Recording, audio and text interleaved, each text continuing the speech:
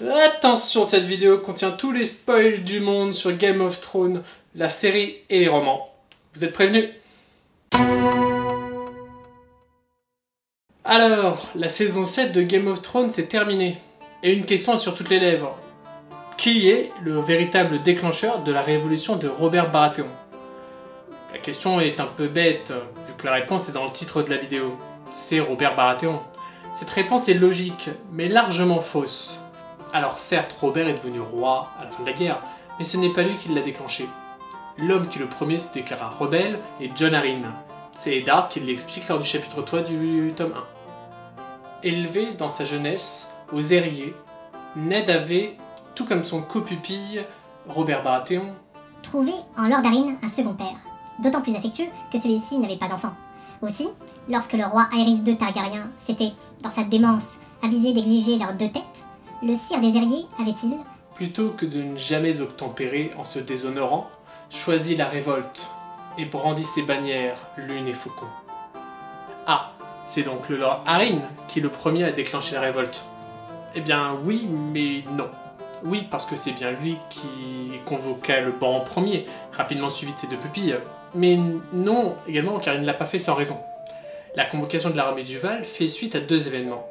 Le premier est l'exigence de Aerys II réclamant la tête de Ned et de Robert, alors sous la tutelle de Jon.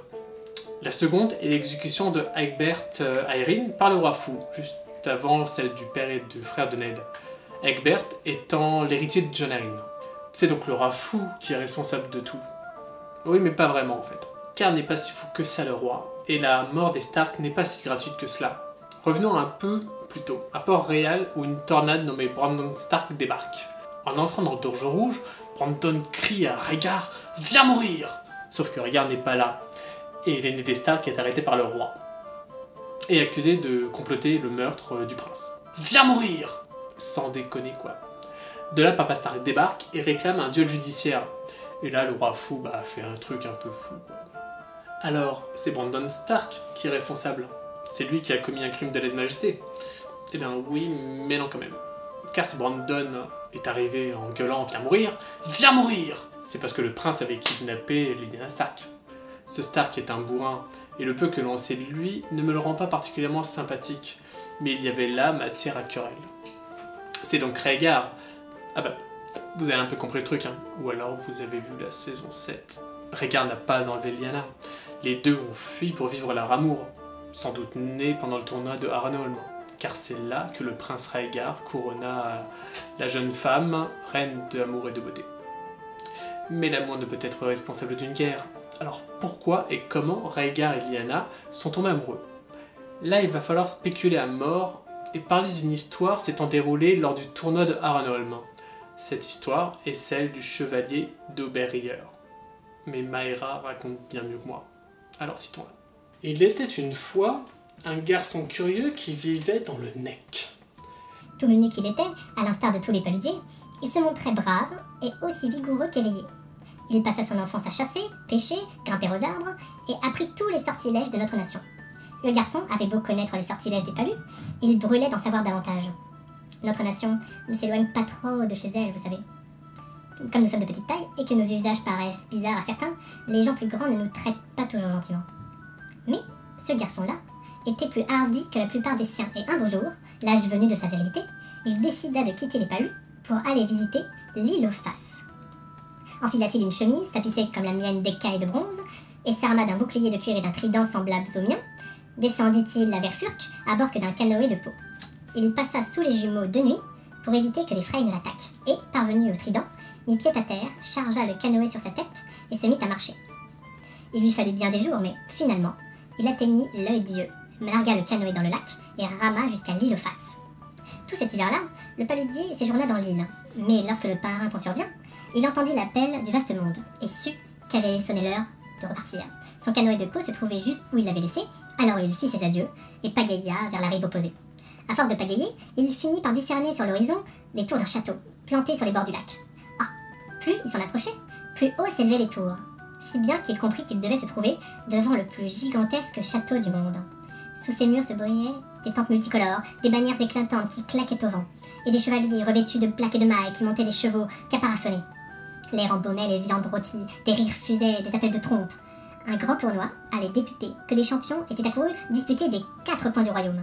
Le roi en personne se trouvait là, ainsi que son fils, le prince dragon. Les blanches épées s'étaient déplacées afin d'accueillir un nouveau frère dans leur rang. Le sire de l'orage était de la fête, ainsi que celui de la rose. Bien qu'à la suite d'une dispute avec le roi, le grand lion du roc se fût abstenu, nombre de ses bannerets et chevaliers grossissaient néanmoins l'assistance. Le paludier n'avait jamais rien vu d'aussi pompeux et se doutait qu'il risquait fort de ne jamais revoir quelque chose de pareil. Quelque chose en lui n'éprouva pas de plus violent désir que d'y prendre part. La demoiselle du grand château régnait en qualité de reine d'amour et de beauté quand s'ouvrit le tournoi. 5 champions avaient juré de lui défendre sa couronne, ses 4 frères d'Arenholm et son fameux oncle, un blanc chevalier de la garde. Elle était belle, très belle, mais elle avait des rivales plus belles encore. L'une était l'épouse du prince dragon, et elle s'était fait escorter par une douzaine de dames d'atour dont tous les chevaliers réclamaient les faveurs pour orner leur lance. Le petit paludier traversait le pré, tout au bonheur de cette journée printanière, et sans faire de mal à personne, quand il se vit assaillir par 3 écuyers. Aucun n'avait plus de 15 ans, mais cela ne les empêchait pas d'être plus grands que lui, tous les 3. Ici, c'était leur monde à eux, se figurait-il, et lui n'avait aucun droit d'y être. Ils lui arrachèrent son trident et le jeta à terre, le traitèrent de mange-grenouille. Ils ne se nommèrent pas, mais lui enregistra soigneusement leurs traits afin d'être à même de se venger d'eux le moment venu. Il repoussait pour peu qu'il tentât de se relever, et ils le bourrèrent de coups de pied quand il se recroquevillait sur le sol. Mais alors, ils s'entendirent un rugissement. « C'est un homme de mon père que vous maltraitez !» hurla la louve. La louve leur fondit dessus avec une épée de tournoi, et les dispersa. Après quoi, voyant le paludier tout couvert de bleu, tout ensanglanté, elle l'entraîna dans sa tanière avant de nettoyer ses plaies, et de les panser. Et c'est là aussi qu'elle le présenta à ses 3 frères de meute. Le loup furieux qui les menait, le loup muet, le louveteau, leur benjamin à tous. Or, ce soir-là, devait se donner dans les murs d'Arenholm un banquet marquant l'ouverture des joutes. Et la louve insista pour que le garçon y assiste. Il était de haute naissance, et avait autant que personne droit de prétendre à une place sur le banc. Comme elle n'était pas facile à contredire, cette damoiselle loup, il laissa le louveteau lui trouver la tenue séante à un festin royal. Et, dans cet équipage, monta au château. Sous le toit d'Aren, il mangea et but en compagnie des loups, et de nombre de leurs épéliges, venant de terre et d'os, Aurignac et Trident. Le prince dragon chante une chanson si triste que la demoiselle loup se mit à renifler, mais quand son louveteau de frère la taquina de pleurnicher, elle lui versa du vin sur la tête. Un frère noir prit la parole et pria les chevaliers de rallier la garde de nuit. Au terme d'une guerre à mort, le sire de l'orage eut raison coupe en main du chevalier des crânes embrassés. Le paludier, fils d'une jeune fille, aux yeux violets, rieur, dansait d'abord avec une blanche épée, puis avec un serpent rouge, et puis avec le sieur des griffons, et pour finir, avec le loup muet. Mais seulement après que le loup furieux ait eu plaidé la cause de son cadet, trop timide pour quitter son banc. Au sein de ce joyeux remue-ménage, le petit paludier réussit quand même à repérer les 3 écuyers qui l'avaient agressé. L'un servait une fourche de chevalier, le deuxième un porc-épic, et le troisième un chevalier au surcot frappé de 2 tours, en pleine familier à tous les paludiers. La demoiselle loup les aperçut de même, et les désigna à ses frères. « Je me chargerai de vous procurer un cheval, proposa le louveteau, et une armure qui vous aille. » Le petit paludier le remercia, mais sans se prononcer. Son cœur était déchiré. Ils ont pu être de moindre taille que la plupart des individus, les paludiers ont tout autant de fierté qu'eux. Le garçon n'était pas chevalier, pas plus que quiconque de sa nation. Nous montons sur un pont plus souvent qu'en selle, et nos mains sont faites pour les rames, et non pour les lances. Si fort qu'il eût et eu envie d'obtenir sa vengeance, il craignait de n'arriver qu'à se ridiculiser et à faire honte aux siens. Le loup muet lui avait offert une place sous sa tente cette nuit-là, mais avant d'aller dormir, il s'agenouilla sur le bord du lac, et les yeux fixés par-dessus les flots vers l'emplacement probable de l'île aux faces, il adressa une prière aux anciens dieux, que révèrent le Nord et le Nec. Il était prévu 5 journées de joutes, reprit-elle. Au programme figurait également une grande mêlée à cette équipe, un concours de lancer de hache et de tir à l'arc, une course de chevaux et un tournoi de chars. La damoiselle du château était donc la reine d'amour et de beauté, avec 4 frères et un oncle pour la défendre. Mais les 4 fils d'Arenholm furent défaits dès les premiers jours. Leurs vainqueurs n'eurent guère le temps de régner qu'ils succombèrent à leur tour. Bref, le hasard voulut que ce soir-là, le chevalier au porc-épic figura parmi les champions, et que le lendemain matin, le chevalier à la fourche et le chevalier aux 2 tours furent également victorieux.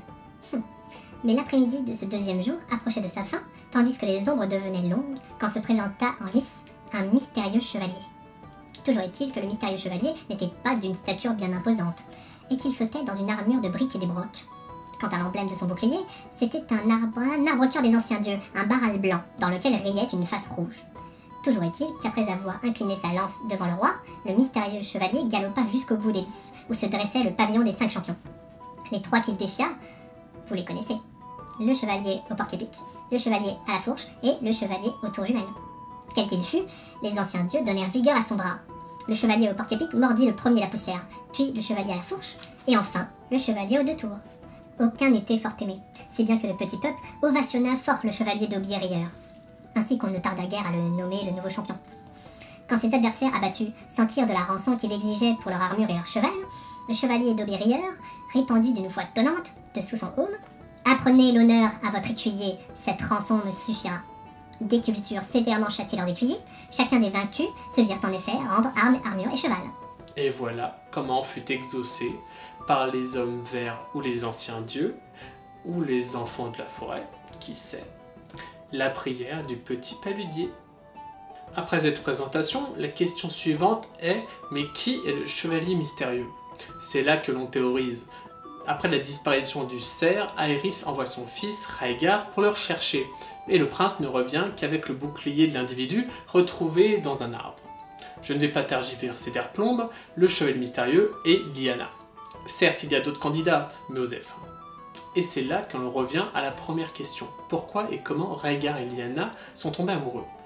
Eh bien, les deux sont sans doute tombés amoureux suite à la découverte de la vérité sur le chevalier mystérieux par le prince. 1000 choses ont pu faire naître la flamme, l'originalité de la jeune fille, son courage, sa folie.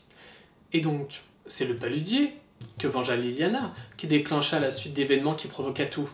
Paludier qui a de fortes chances d'être Howland Reed, le père de Maera, ami de Ned, et seul survivant des événements de la Tour de la Joie. Enfin, avec Jon/Aegon. Quoique, il est mort une fois celui-là. Bon, et fatalement, vous me direz que Lyanna n'aurait rien à venger, rien ne se serait passé. Nous continuerons donc en déclarant que ce sont les 3 écuyers les responsables de tout. Complètement. D'autant que l'un de ces hommes sert un membre de la famille Hogg, maison vassale des Frey, et un autre est justement l'écuyer d'un Frey. Ce sont donc les Frey les responsables de tous les malheurs du monde. De toute façon, personne n'aime les Frey. Nous avons donc notre réponse, le véritable déclencheur de la révolte de Robert Baratheon et le chef de la maison Frey, à savoir Walder Frey. Ouais, c'est lui.